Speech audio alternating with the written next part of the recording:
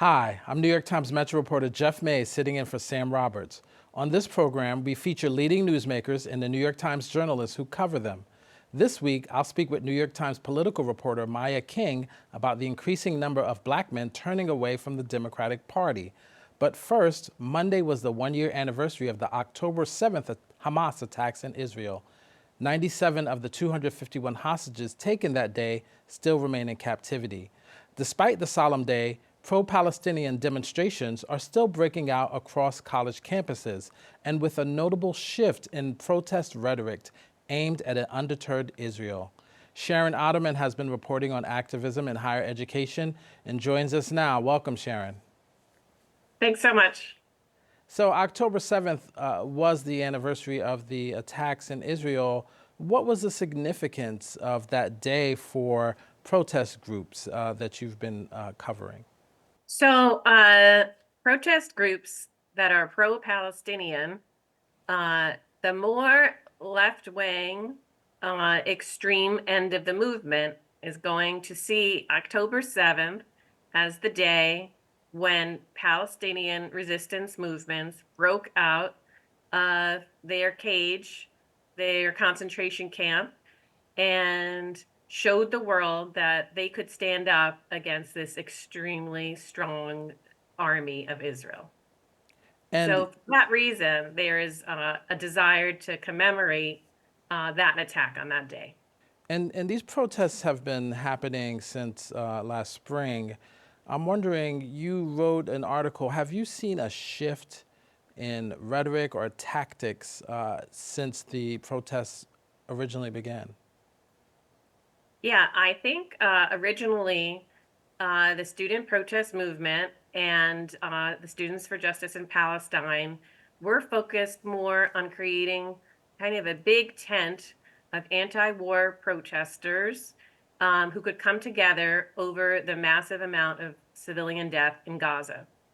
And when we saw that encampment movement last spring, what made it so powerful was the thousands of students that surrounded the encampment, that participated in some way. And that's also what made it sort of difficult for the school to stop. Um, Over time, the group that created that movement has moved towards a more militant rhetoric where they openly have decided to portray Palestinians not as victims, but as militants and aggressors in their own struggle. And for that reason, their social feeds, etc., are now much more likely to feature masked men with, Kalashnikovs and other like martial imagery.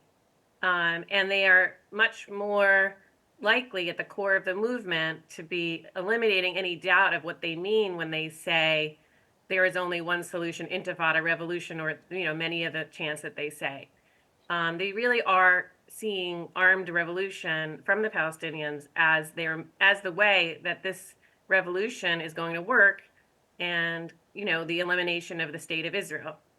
And, So and, we've seen like a hardening of the rhetoric of the and, movement. and last spring, one of the student leaders was suspended, I believe, after making some violent comments towards Jewish people.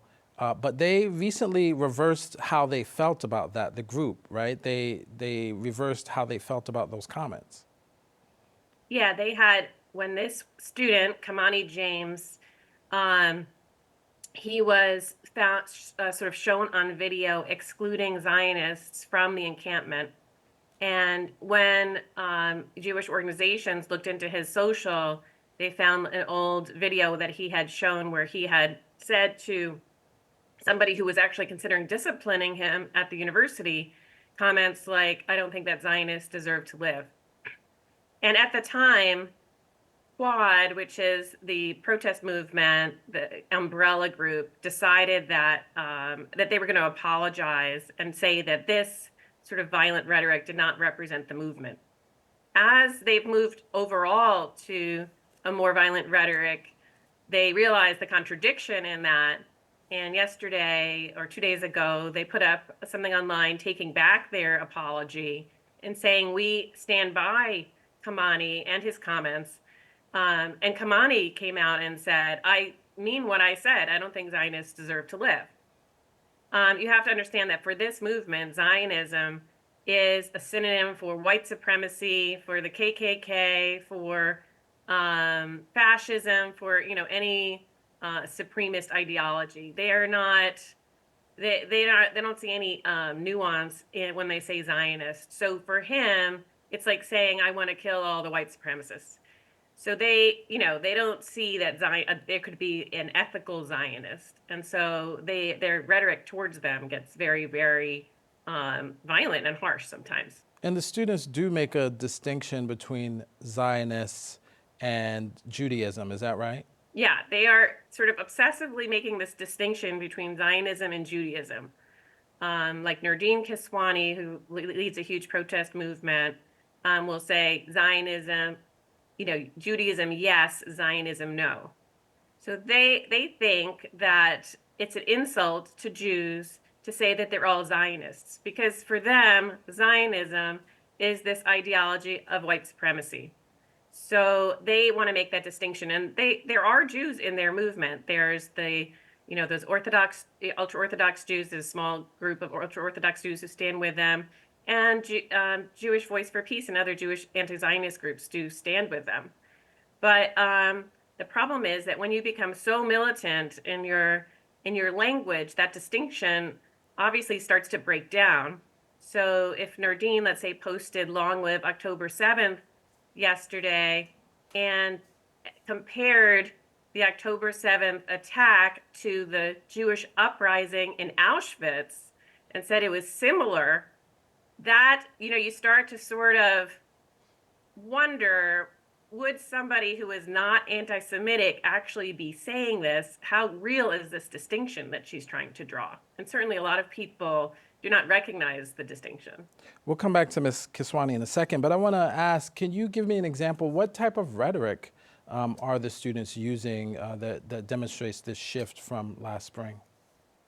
Some of the rhetoric is in written form. For that reason, I don't necessarily think it represents the consensus of protesting students, but rather the consensus of the organizers, which tends to be further to the left, more militant.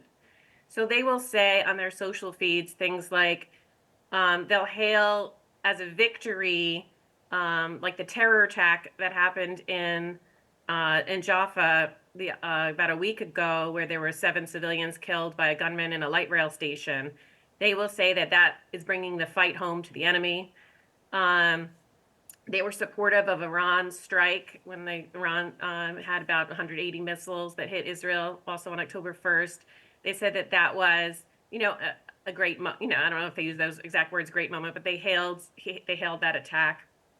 So they are saying that we need to stand with Iran, the Houthis, Hezbollah, Hamas, because these are all forces that are fighting imperialism, and they see themselves as an anti-imperialist force.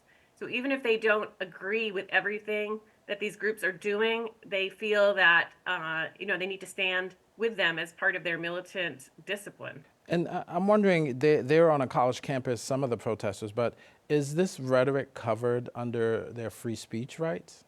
Universities have, latitude, especially if they're private, to determine how much free speech they're going to give their students. If you could picture your high school, you probably didn't have that much free speech there, as an example. So officially, yes, like when they do this on a New York City street, you're allowed to chant pretty much anything you want, because in America, hate speech is okay, as long as it's not directed directly at somebody and is directly threatening to them. So chants almost never make that bar. Now, on the other hand, on a campus, the school also has to protect the students, and they're not allowed to discriminate against any students in order for them to keep getting federal funding.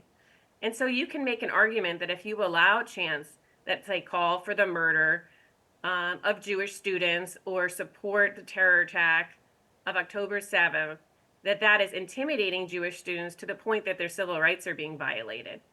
And then they also have a responsibility to have some sort of tenor and norms of behavior on the campus. And that's up to the university to decide how to handle it.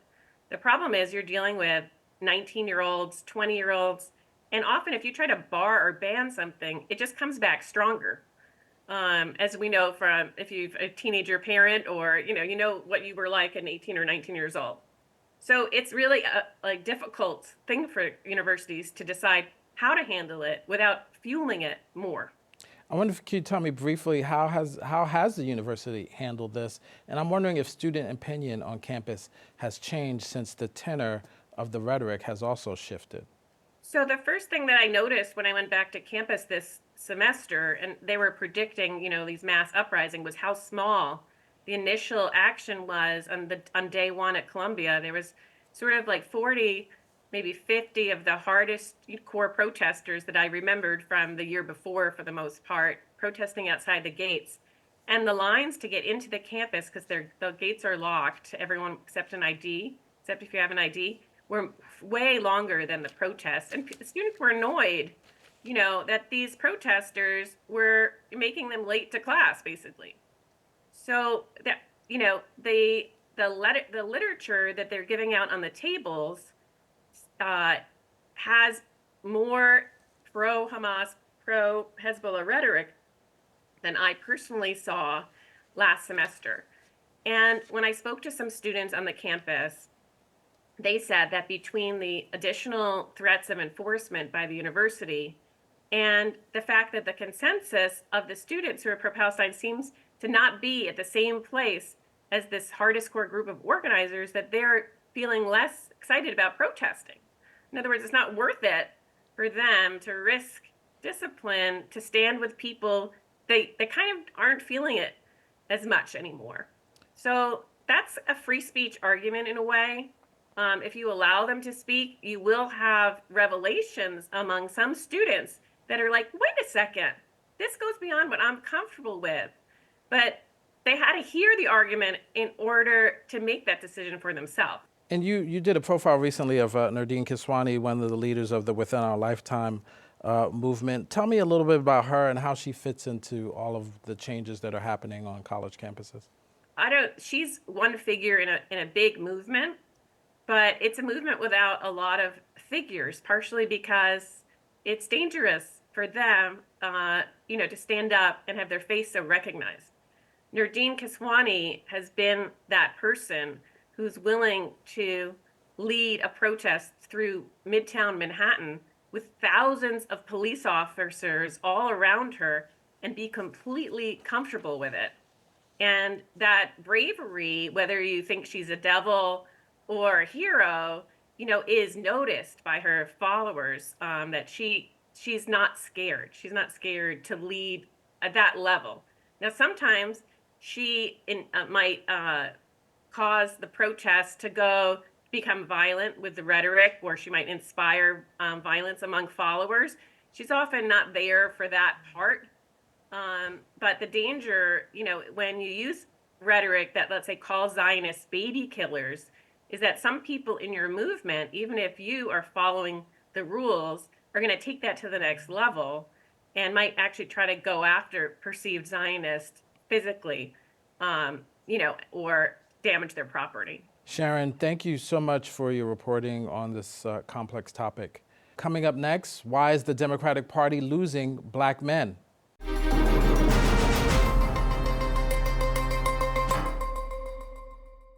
The 2024 presidential election has brought a renewed focus on the voting patterns of black men in key battleground states like Georgia. Recent polls and voter outreach efforts suggest a more complex political landscape this year, where some black males are considering supporting Donald Trump, despite his controversial record on race relations.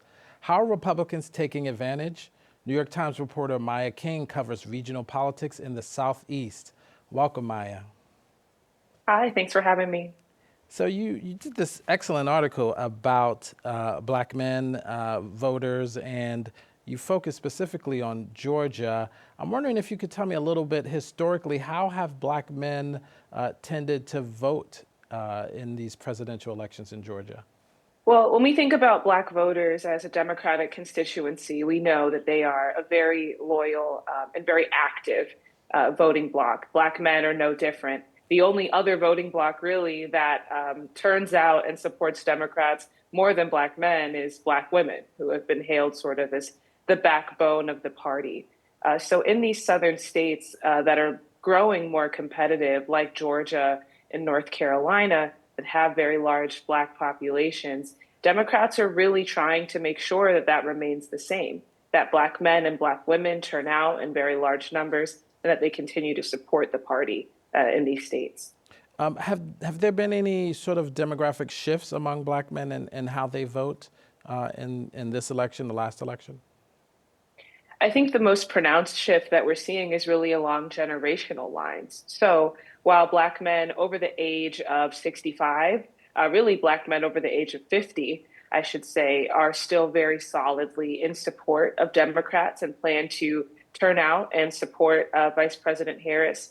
It's more of an open question whether Black men under 50 will do the same thing. It seems that, at least according to polling that I've seen in conversations with organizers, about 1 in 5 young Black men is either open to supporting Donald Trump or considering staying home altogether, which is not the ideal scenario for the Democratic Party at this stage. What do you think is driving that generational divide among Black men? Well, it's a few things. Older Black men have a real emotional connection to voting. They were alive, many of them, long enough to remember and understand what it's like to not have the right to vote. And they see that as sacred. And they also feel more aligned with the Democratic Party's ideals. Where younger Black men, I think, are largely fed up with just the system of government more in general. They don't think that the Democratic Party has done enough to actually fix the problems that they face, the problems in their communities. And what I heard a lot in my reporting was Democrats tend to make these large entreaties to Black voters, saying that they're so important to the party, so important to politics, and that they feel like those are campaign promises that aren't really followed through on. And so now they're willing to either take a chance on Republicans and say, will you deliver for me? Or stay home altogether, as I said, and just sort of throw their hands up in frustration with this system. So does it feel like the interests of Black men in the Republican Party is part of it sort of a protest vote in a way, or is that not what's happening? I think some of it is, but I also should say that, while Republicans, their outreach to Black voters has been rather sporadic, just a few events, maybe some targeted advertisements, they still do push a message on the economy and on immigration, saying that they have a plan to boost Black wealth, to make it easier for Black men to be heads of their households. And this sort of misinformation about immigrants possibly infringing on Black Americans' economic mobility. These are the things I think that also are speaking to at least one segment of Black voters, and it seems to be breaking through. You talked a little bit about jobs, small businesses. There seem to be some economic factors that Republicans are keying on. Tell me about that. How is that influencing Black men and their decision on how they vote? Well, Republicans really across the board in this election cycle have leaned very heavily on an economic argument for all voters, saying that they are the party that will be stronger on the economy and make it more possible for more Americans to be able to make money. And in the case of Black voters and Black men specifically, for them to be able to build a home, to open a business, and to be able to thrive economically in ways that they haven't before. I think that's what we've heard, particularly from some of the surrogates, the Black surrogates for the Trump campaign, like Byron Donalds of Florida or Tim Scott of South Carolina. When they are talking to Black voters, it's a lot of what they're mentioning, that their economic conditions were better under former President Trump, and that they will even improve more now under a second Trump administration. Though, of course, our reporting and our conversations with economists and others shows that may not be the case. But the message itself is breaking through with a very critical constituency here, this slice of Black men who's really open to hearing that message. Yeah, that was my question. Do Republicans actually have a platform for Black men? We've already had one Donald Trump presidency. Are there any results from that presidency that would lead Black men this time to think that, they would get some of the issues that they're looking for in terms of, economics, small business. Any sense that those issues are actually being addressed by Republicans? Well, not in policy, no, and not even in policy proposals. A lot of this is lip service. A lot of this is really advertising, saying that they will work closely with certain Black leaders to try to put together some policies that will impact Black communities. And there's also just this general feeling of this, or really a question that is asked. I'm sure you've seen it quite a bit now, asked of many different voting groups. Do you feel like your life is better now or 4 years ago under former President Trump?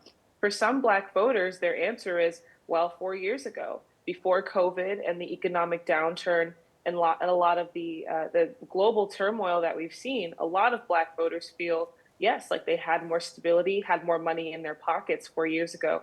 That is the feeling I think that the Trump campaign is seeking to take advantage of, and really make sure that they can use that to break through to particularly young, middle to low information Black voters.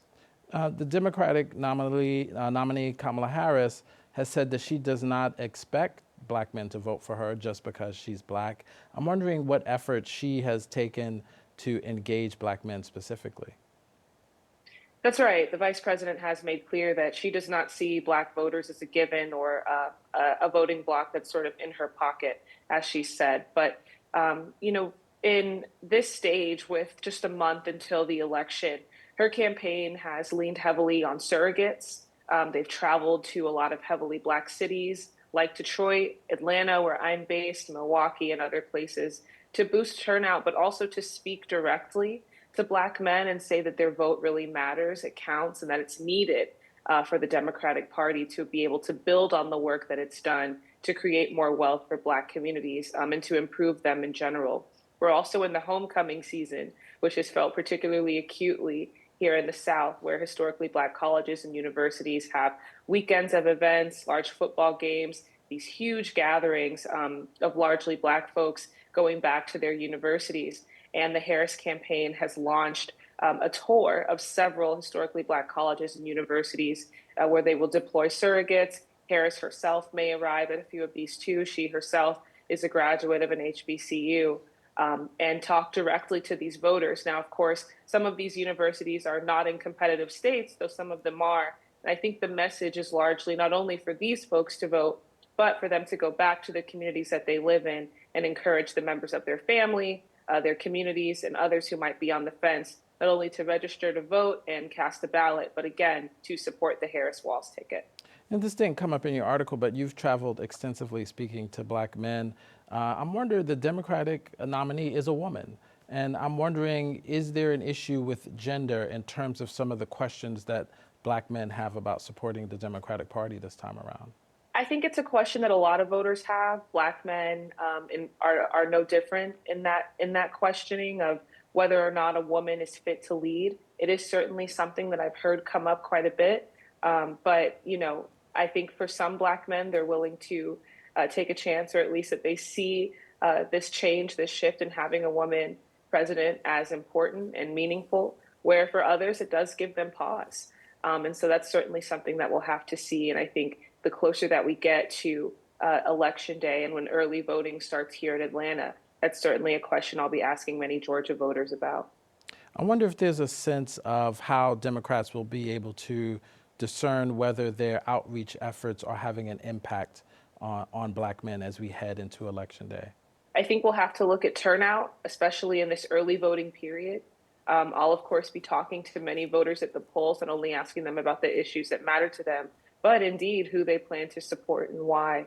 And also, I think you can just tell by the events that are taking place, the energy that's on the ground, and who's going to these events. If we're seeing a groundswell of energy from Black men, I think that's an important sign. Democrats here in Georgia have told me that they need an overwhelming majority of the voters who turn out in the election here in this state to be African American voters. That will be a sign not only of energy for Democrats on the ground, but of the fact that they've built a winning coalition here in an important battleground state. And so seeing Black men not only at events, but also at different events and just having conversations with Democratic leaders, I think will make a big difference and will show that the Democratic message that's been pushed for a roughly 120-day campaign is breaking through. You had an interesting conversation in your article between two black men. One was trying to convince the other to vote for Kamala Harris. There was another gentleman who was concerned that Republican outreach would not only affect the 2024 election, but there would be a long-term generational issue with black men sort of reaching for Republicans in spite of the fact that they haven't seen, the policies that are affecting them. Tell me a little bit about that. Is that a real issue going forward, that black men will start to switch permanently to considering Republicans more than Democrats? Well, it's certainly a concern. We don't know if this is something that will actually happen. I think Democrats still believe that they have a winning message that will break through to enough black voters, men and women, that they will still be the party that most black voters will call home.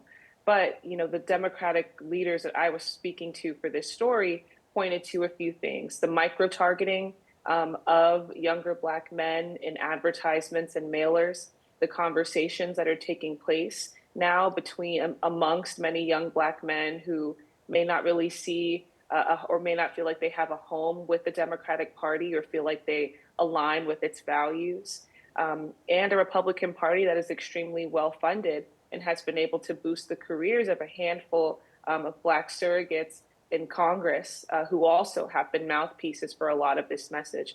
I think a lot of this is concerning to some people because they see it as building a foundation for some sort of a generational shift within the Democratic Party, or within the black community, really, that could see younger black men shifting to the right. Maya, thanks so much for joining us today. Well, that's it for this week's show. Don't forget to download the CUNY TV app where you can catch our weekly program on the go, anytime, anywhere.